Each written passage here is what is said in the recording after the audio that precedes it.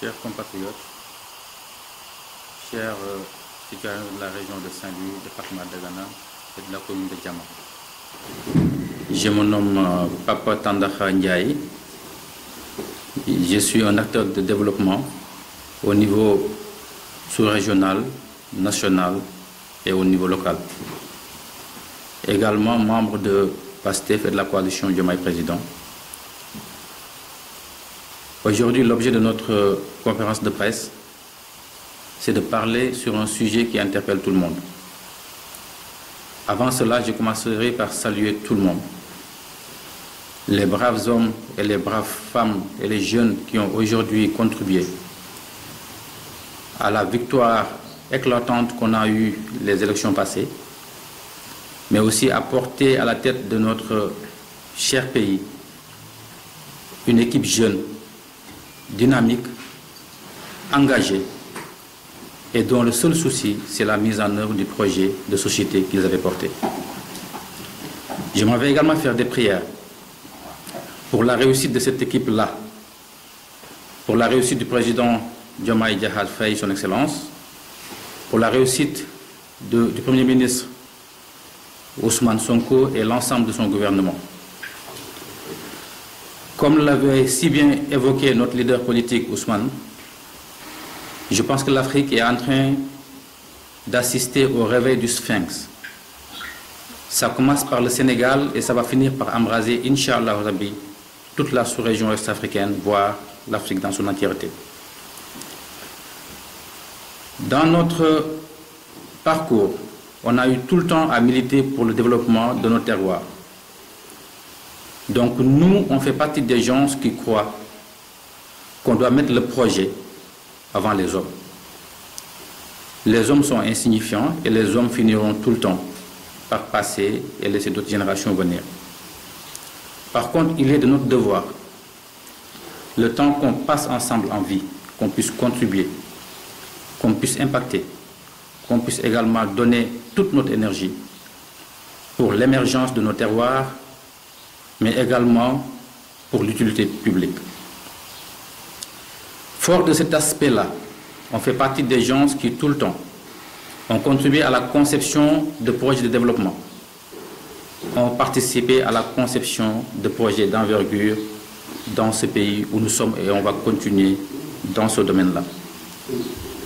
On sait tous que la souveraineté alimentaire est l'un des piédestals du projet Diomaye Président, mais c'est aussi l'une des plus grosses attentes de la population du Sénégal en général et de la zone du Waalo en particulier. On ne peut pas parler de souveraineté alimentaire sans pour autant parler de riz. Donc la place du riz dans notre souveraineté alimentaire est prépondérante. Ça occupe 70, 80, voire plus de pourcentage. On ne peut pas parler du riz sans parler du Waalo.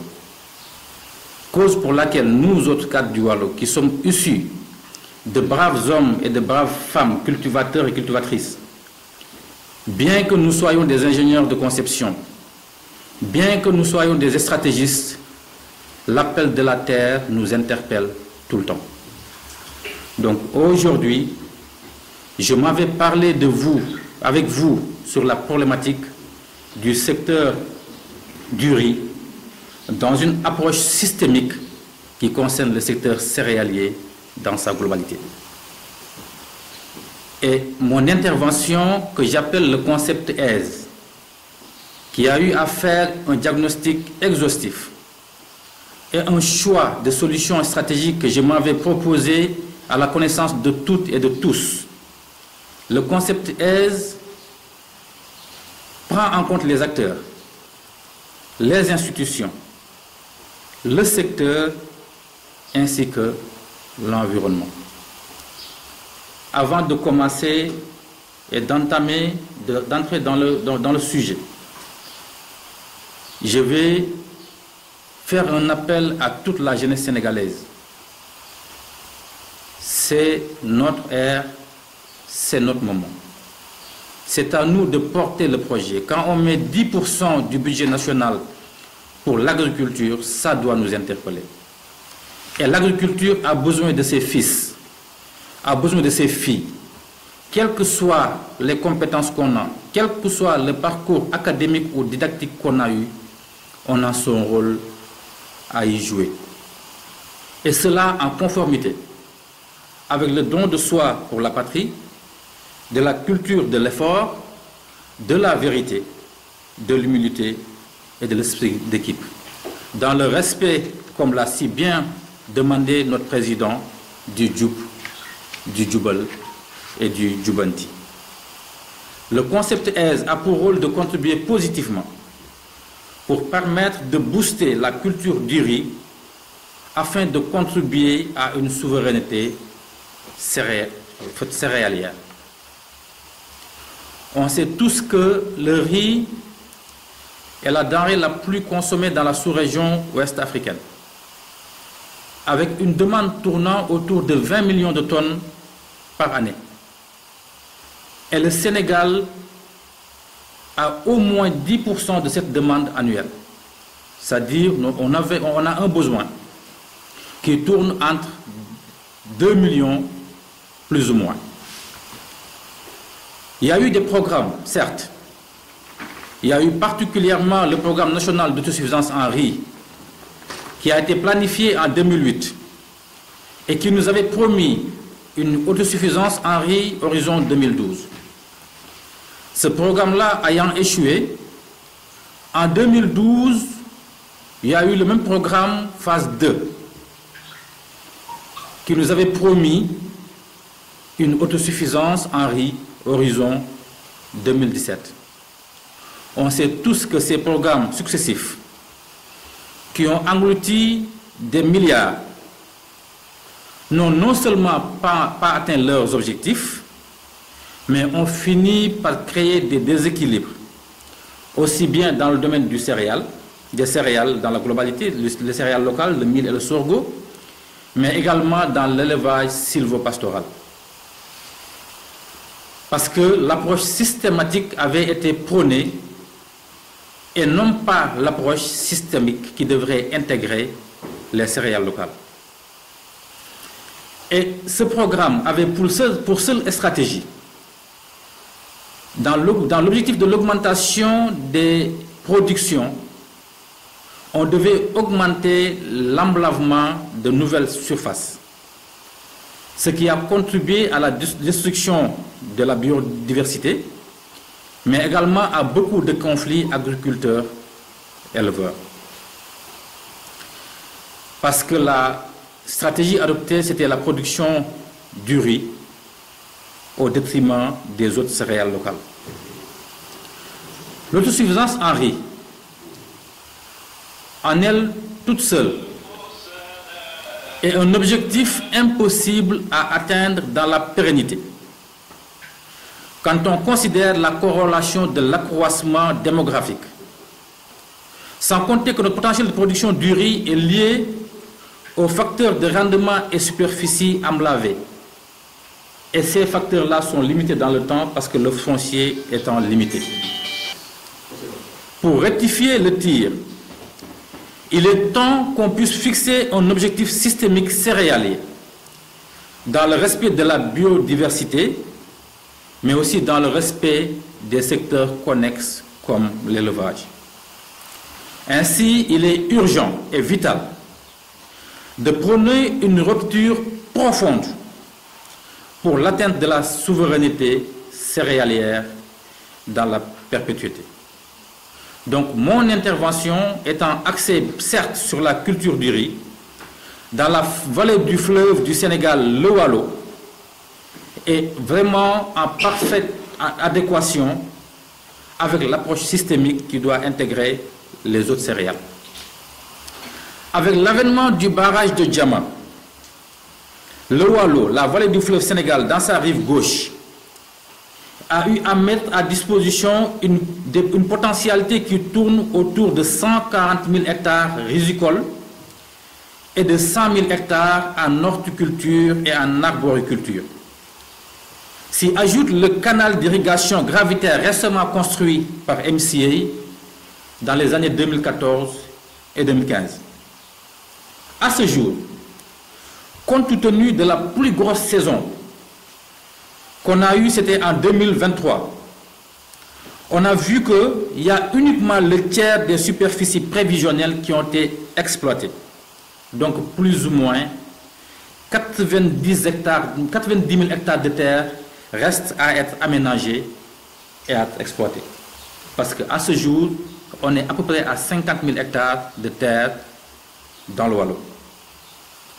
Notre proposition dénommée Concept AISE, qui a pris en compte les 4 acteurs, les 4 paramètres, les acteurs, les institutions, les secteurs et l'environnement, s'articule autour d'un diagnostic directif faisant un cadrage parfait des problématiques du secteur du riz, mais on ne s'en est pas limité là. Parce que je pense aujourd'hui, chaque citoyen et citoyenne de ce pays doit être une force de proposition afin qu'on puisse ensemble atteindre l'objectif de développement prôné par notre gouvernement. Donc nous, on a proposé des solutions sous-tendues par le respect de la biodiversité et des parcours sylvo-pastoraux. Parmi ces propositions, on commence par les acteurs. On sait tous que les producteurs du Waalo en général sont la plupart des particuliers ou des GIE organisés autour d'unions. En premier lieu, qu'on puisse s'attaquer à la formalisation de ces acteurs-là par la traduction des unions et des particuliers de coopératives agricoles fortes, sous-tendues par une administration étatique forte. Parce qu'aujourd'hui, si vous voyez la structuration du gouvernement, on a un secrétaire d'État qui est chargé de ces coopératives-là. Donc cette question a interpellé au plus haut niveau et intéresse l'État dans sa globalité. Donc les sociétés de type économie solidaire, sociale et solidaire sont prônées au niveau international et sont encouragées. On ne s'en limite pas là. Prenons l'exemple du Rwanda. Poussons nos fils et nos filles qui ont des compétences dans nos villages et nos terroirs à s'impliquer davantage dans ces coopératives-là et dans ces unions-là. Donc, pour les acteurs, on a prôné les 3 F. C'est la formalisation, la formation et les financements. J'ai parlé de la formalisation. Pour la formation et les financements, ce serait vraiment dommage ou bien illusoire chez nous de pouvoir le faire supporter par les acteurs. Donc on a mis les solutions relatives aux formations, au financement au niveau des institutions. D'ailleurs, 70 à 80% des solutions prônées seront des solutions institutionnelles. Et pour les institutions, on a eu à travailler sur la problématique et on a ressorti au moins 7 axes majeurs. La souveraineté, la structuration, les routes et les infrastructures, les finances, la formation, la recherche et la digitalisation. Concernant la souveraineté, il nous faudrait prôner la mise en place de mesures protectionnistes de la filière du riz. C'est important qu'on ait des barrières à l'entrée parce que le riz impacte la souveraineté alimentaire de notre pays. C'est important également qu'on puisse mettre en place au niveau de nos institutions la possibilité d'avoir des contrats tripartites. Il nous faudrait des contrats dans lesquels les producteurs seront engagés pour avoir des quantités cibles, les transformateurs à acheter la totalité de la production et les commerçants à injecter la production dans le circuit de distribution. Mais pour ce faire également, On sait tous que les intrants jouent un rôle déterminant. Donc, dans la souveraineté, je propose qu'on puisse nationaliser l'ensemble des sociétés qui produisent des phosphates, qui est une matière première pour la production des engrais. Le Sénégal avait fait sienne ces sociétés-là. Avec l'avènement du libéralisme, on les a la plupart privatisées, ce qui a externalisé l'achat de ces intrants, mais ce qui également nous a poussé à avoir des déficits de devises. La plupart de nos monnaies partent dans d'autres économies. Et la nationalisation de ces entreprises-là pourra nous permettre de faire au moins une contribution assez importante dans l'économie nationale. S'agissant de la structuration, nous prenons le rapprochement des chercheurs et des producteurs pour quand même enclencher une dynamique de coproduction. Il est temps que le chercheur puisse être dans le champ de riz du producteur. Et cela, il nous le faut pour pouvoir au moins supporter l'un des enjeux majeurs du riz. Parce que nous, l'échec le plus cuisant qu'on a eu, c'est qu'on a voulu augmenter la production de par l'augmentation des surfaces exploitables. Alors qu'on doit prôner l'augmentation de la production par l'augmentation du rendement. On sait tous que le rendement du riz dans la vallée du fleuve Sénégal tourne autour de 7, peut-être à 10 plus ou moins tonnes par hectare. Je pense que ça doit être un défi pour les chercheurs qu'on puisse au moins essayer de voir les rendements les meilleurs au monde et qu'on puisse s'approcher de nos producteurs pour pouvoir le produire. Et cela est à notre portée si on prône le transfert des compétences et le transfert des technologies dans notre démarche. Il nous faut également diagnostiquer les rôles et les responsabilités des institutions qui sont dans le domaine du riz. Il y en a à foison. Il est temps de prôner l'aplanissement des responsabilités qui sont à chevauchement.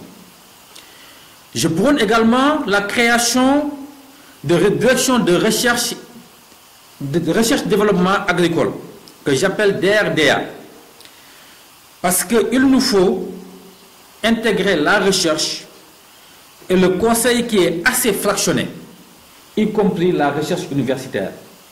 Dans nos bibliothèques universitaires, il y a tellement de rapports et de mémoires dans le domaine du riz, et la plupart du temps, ça ne sert qu'à la documentation et l'archivage. Il faudrait qu'on prône une autre manière d'utiliser la compétence et la connaissance de nos fils. Il nous faut prôner une agriculture durable mais hautement productrice, consommatrice de peu d'espace, parce que l'espace est limité dans le temps, alors que les hommes ne sont pas limités. On sait tous que la démographie elle est galopante. Chaque année, alhamdoulillahi rabbil alamin, au Sénégal, on augmente d'année en année. Mais la terre, elle, le foncier, lui, est constant. Donc je pense que la solution qu'on doit prôner, c'est l'augmentation des rendements. C'est une production agricole durable et hautement productrice. Il nous faut aussi faire la refonte quand même de la politique céréalière actuelle. Parce que cette politique céréalière avait été axée que sur le riz. Alors qu'au Sénégal, mais on a le mil, on a le sorgho et on a le maïs. Donc il nous faut non seulement essayer de résorber le gap du riz, essayer de produire une production excédentaire pour supporter les 2 millions de tonnes dont on a besoin, mais aussi attaquer le marché sous-régional qui a besoin de 20 millions de tonnes et être des fournisseurs au niveau sous-régional. Mais il faudrait qu'on le fasse quand même dans le respect de la biodiversité, mais aussi dans le respect de la promotion des céréales locales. L'État également, je pense qu'il est temps qu'on puisse limiter son intervention dans la structuration des prix des produits agricoles. L'État doit garantir des prix rémunérateurs aux producteurs. On a des producteurs qui sont braves, mais les prix étant plafonnés, je pense qu'il est temps qu'on fasse une étude de prix, qu'on puisse voir quels sont les prix rémunérateurs et comment est-ce qu'on pourra au moins compenser ou bien mettre en place une politique assez rémunératrice. L'État doit mettre en place un système de contrôle et de suivi des intrants pour avoir l'assurance de la qualité de ces intrants-là, mais aussi pour lutter contre les détournements. L'État a été, dans tous les cas, un partenaire avec les producteurs, mais il est temps que nos sous qu'on met dans la subvention de nos intrants puissent être quand même sauvegardés, mais qu'on puisse également voir quelle est la finalité de ces subventions-là. Il nous faut une interconnexion entre les exploitants agricoles et les agro-industries, afin qu'on puisse renforcer les chaînes de valeur locales, afin qu'on puisse faire émerger des champions nationaux en agro-entreprise. Je m'en vais vous parler des routes et des infrastructures. On sait tous que les routes et les infrastructures sont les tendons d'Achille, sont la faiblesse de la production du riz dans la vallée du fleuve Sénégal. Il est temps qu'on puisse impliquer les agences d'exécution des routes, avec qu'on puisse mettre en place des infrastructures et des aménagements conformes à nos matériaux locaux et adéquats. La plupart des zones où on produit du riz dans le Waalo, c'est des zones argileuses. Ils mettent des riz en bitume, je pense, à mon avis, n'est pas la meilleure solution. Donc il nous faut une solution adéquate. Il nous faut une création de la division des routes et des aménagements agricoles si nécessaire, uniquement des routes agricoles. Au même titre que les routes dans le monde urbain, le monde rural a besoin de pistes, de chantiers et de routes là où on fait émerger de l'argent. Ces terres sont des terres de rente, sont des terres de production. On doit les mettre en valeur, on doit aussi donner les moyens qu'il faut à nos fils et à nos filles de pouvoir ne serait-ce que ressortir les productions qu'ils font. Beaucoup de cultures et de productions sont laissées en rade parce que l'hivernage étant venu, les gens ont du mal à acheminer leur production. Il y a la boucle du riz qui était une promesse du gouvernement précédent. Je lance un appel solennel au président Bassirou Diomaye Diakhar Faye, son Excellence. Je lance un appel solennel au Premier ministre du gouvernement, Ousmane Sonko, de mettre en place cette route-là. Cette route va alléger une très grande partie du Waalo. Il nous faut mettre en place un projet de transport fluvial pour au moins donner la possibilité d'avoir un système de transport multimodal. Il y a un projet majeur qui doit se faire entre le Mali, le Sénégal, dans la vallée du fleuve Sénégal. Faisons supporter par ce projet-là le transport fluvial de nos productions de riz. Il nous faut également formaliser ce que moi j'appelle les opérations saisonnières de pré-campagne agricole qu'on appelle OSPA.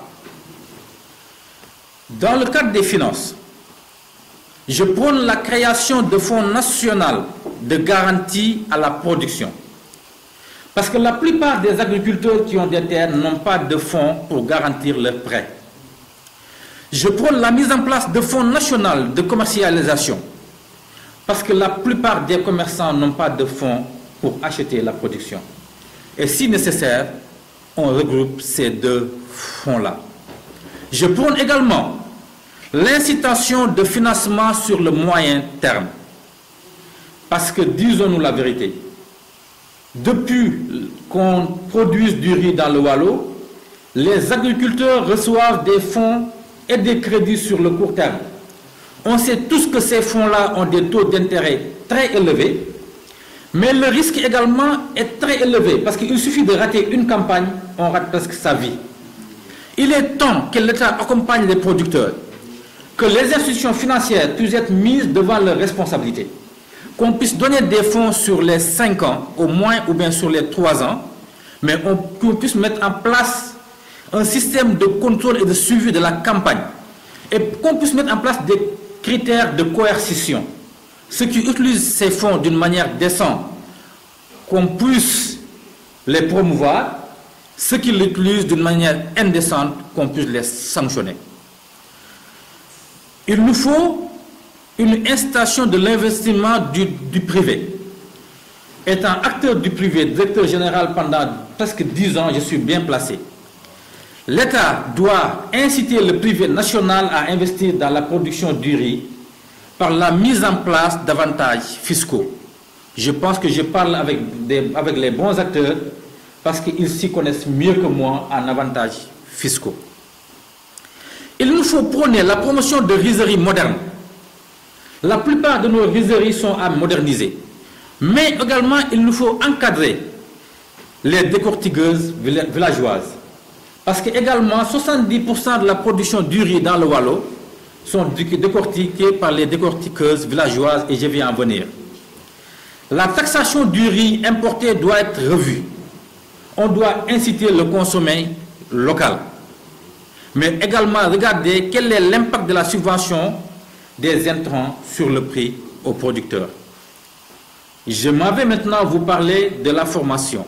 Cette formation-là aura pour rôle de former des acteurs, ouvriers, techniciens, ingénieurs si vous voulez, pour la biodiversité, la météorologie agricole, la géoscience, parce qu'aujourd'hui la science de la terre et du sol, c'est une science à part, et la chimie agricole. On doit prôner la maîtrise de la pluviométrie, du climat, de la pédologie, de la salinité, des engrais, des produits chimiques, mais on doit aussi maîtriser le péril aviaire. Mais tous ces aspects-là doivent être appris à l'école et pratiqués sur le terrain. En ce qui concerne la recherche, je prône la mise en place d'une stratégie didactique de recherche-développement dans le domaine de la filière céréalière en général et du riz en particulier.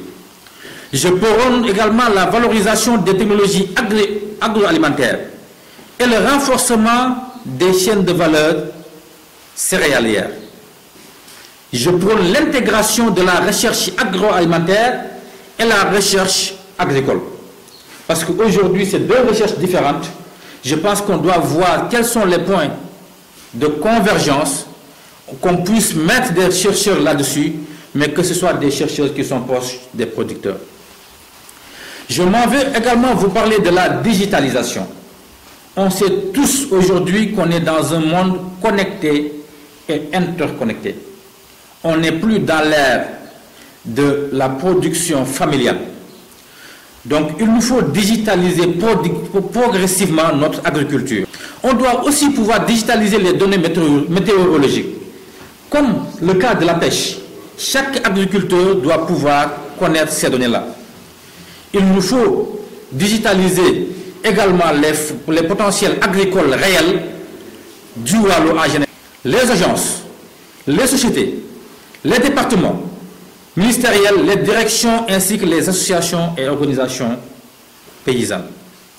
Ceci met fin à ce que j'appelais la solution prônée pour les institutions.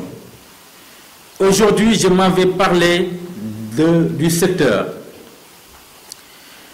Dans ce domaine, je prône la structuration et l'organisation. Il est temps qu'on transforme progressivement nos paysans à des agro-entrepreneurs. Il est temps qu'on ait des acteurs qui s'enrichissent de par la sueur de leur front. Il est temps qu'on puisse prôner la transformation progressive des exploitations familiales en agro-entreprises. Il est temps qu'on mette en place un système d'homologation de nos semences et de nos intrants. On ne doit pas laisser à quiconque qui le veut vendre des semences ou des intrants à son nom. On doit pouvoir les homologuer. Il est temps également qu'on mette en place des agréments pour les fournisseurs, que ce soit les fournisseurs de semences et les fournisseurs d'intrants. On ne peut pas parler du secteur du riz sans parler de la mécanisation et des équipements.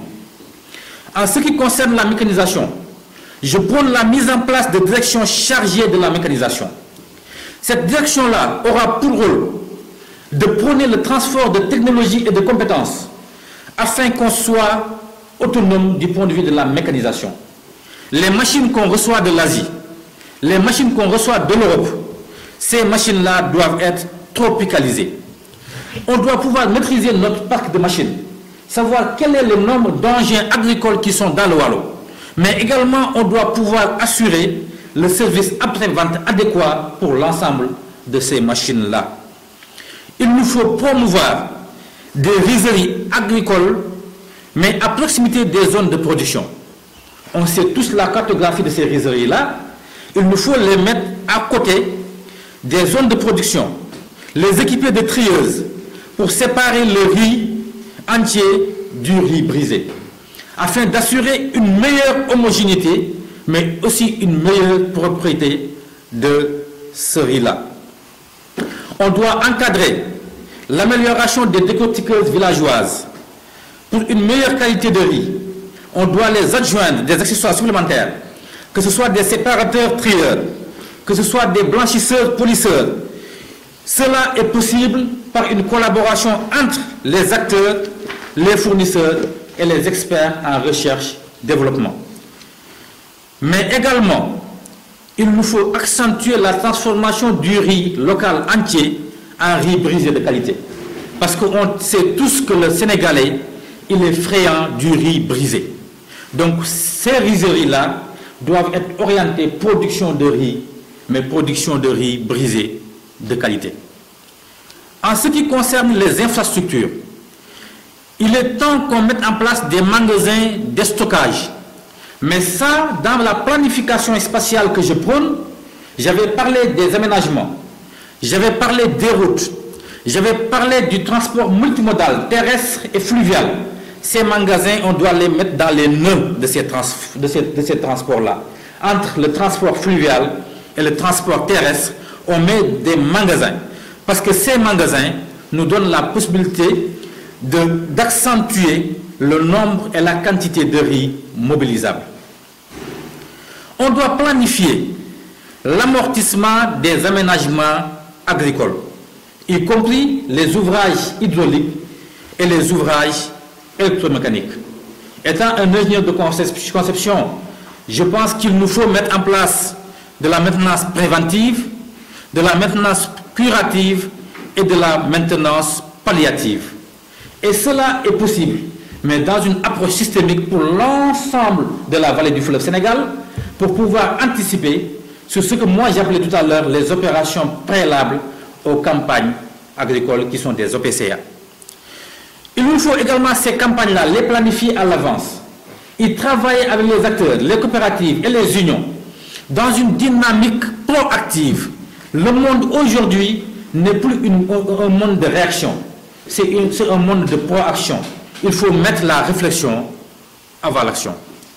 Il nous faut aussi mettre en place un programme d'hydraulique agricole adossé à une autonomisation énergétique. J'ai vu, hier j'étais dans le Boudoum, où on a à peu près 4000 voire 5000 hectares de terre. L'État a commencé à mettre en place des systèmes photovoltaïques indépendants. J'encourage qu'on continue dans ce domaine-là. Je me rappelle, il y a de cela 2 ans, dans la zone de débit, les agriculteurs ont eu une perte colossale en production qui était due à l'absence d'énergie électrique à temps parce que leur pompage était branché au courant de la Sénélec. Pour l'innovation, il nous faut innover. On a besoin de riz, mais aussi on a besoin de produits halieutiques. Le riz seul ne suffit pas. On a notre fameux Thiéboudjen national. Allons vers des champs intégrés, riziculture, pisciculture. Comme ça, on pourra produire et du riz et du poisson. Je termine mon intervention par l'environnement. Il nous faut prôner dans notre démarche le respect de l'environnement et le respect de la biodiversité. On sent tous la chaleur qu'on commence à subir dans le Waalo. C'est dû, à mon sens, à une déforestation qui ne dit pas son nom. Il nous faut des aménagements intégrés. Il nous faut des aménagements responsables et éco-responsables. Il nous faut également faire une prévision de superficie proportionnelle, définir la proportionnalité entre les agriculteurs riz et les éleveurs sylvopastoraux. Ces éleveurs-là dépendent des forêts pour pouvoir nourrir leurs bêtes. Ils font partie des Sénégalais. On ne doit pas promouvoir le riz au détriment de ces agriculteurs, de ces éleveurs. Et la plupart de ces éleveurs ont été là avant les aménagements agricoles. Il est temps de les prendre en compte dans la planification qu'on fait. Mettons en place une proportionnalité et au-delà de ça, renforçons leurs zones sylvopastoraux par du reboisement, par des espèces végétaux que les animaux, végétales, excusez-moi, que les animaux vont utiliser. Il nous faut aussi prendre en compte les parcours sylvopastoraux en prélude aux aménagements agricoles. La plupart des conflits éleveurs-agriculteurs viennent du fait que les cheminements sylvopastoraux sont la plupart du temps aménagés en zones irrigables et cultivables, sans l'implication des éleveurs qui y passaient depuis des centaines, voire des millénaires. Il est temps que ça cesse. Il est temps qu'on mette les acteurs et les parties prenantes aux mêmes tables que les experts et les ingénieurs qui conçoivent les projets. Ceci met fin à l'intervention que je voulais faire dans le domaine de la culture céréalière en général et de la culture du riz en particulier. Je remercie l'ensemble de mon auditoire, je remercie les autorités, je remercie en particulier mes partenaires, mes amis, mes sympathisants, mes parents et mes souteneurs dans la commune de Diama, ainsi que tous mes promotionnaires, ainsi que l'ensemble de mes connaissances. La production que je fais ne serait pas possible avec leur soutien, avec également ce que j'appelle des héros de l'ombre. Je vous salue et je vous remercie.